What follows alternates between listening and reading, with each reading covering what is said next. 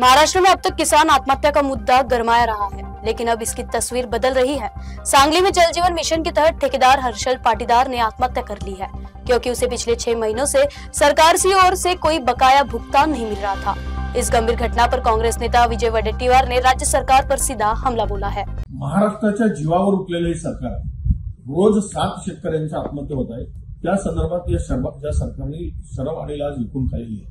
त्यांना ना कर्जमाफी मिळते, ना पीक विमा मिळतोय, ना संकटात सापडलेल्या शेतकऱ्याला मदत मिळते। आता शेतकरी आत्महत्या कमी झाल्या की काय म्हणून काल जलजीवन मिशनच्या हर्षल पाटील नावाच्या कंत्राटदाराने 1.5 कोटी रुपयाचं बिल मिळत नाही, कर्जबाजारी झालेला आहे, 1.5 वर्षापासून बिल मिळत नाही म्हणून स्वतःचं जीवन संपवून टाकलं आणि जगाचा निरोप घेतला। आता शेतकऱ्यानंतर कंत्राटदार आत्महत्या करणार आणि आत्महत्येचा हा नवीन एक सुरू झाल्याचं आपल्याला या महाराष्ट्रातून बघायला दिसणार आहे। पीडब्ल्यूडीचे जवळपास 80,000 कोटी रुपये देणे, जलजीवन मिशनचे पैसे मिळत नाही, डीपीडीसीच्या पैशाचा पत्ता नाही, संपूर्ण रस्त्यांची चाळण झाली आहे, रस्त्यावर कंत्राटदार काम करायला तयार नाही। काय करणार, काय होणार आहे महाराष्ट्राचं?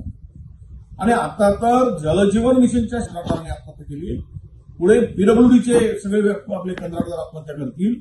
म्हणजेच आता शेतकऱ्यानंतर ठेकेदार, कंत्राटदार यांच्या आत्महत्यांचा दौर सुरू होणार आहे। कुठे गांभीर्यानं, कोण बघतोय गांभीर्याने या महाराष्ट्राला?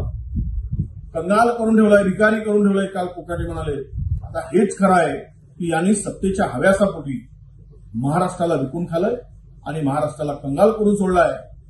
यांचा बंदोबस्त प्रत्येक निवडणुकीत केल्याशिवाय हे वटणीवर येणार नाही, हे सरळ होणार नाही आणि यांची भ्रष्ट झालेली बुद्धी ही शुद्ध होणार नाही।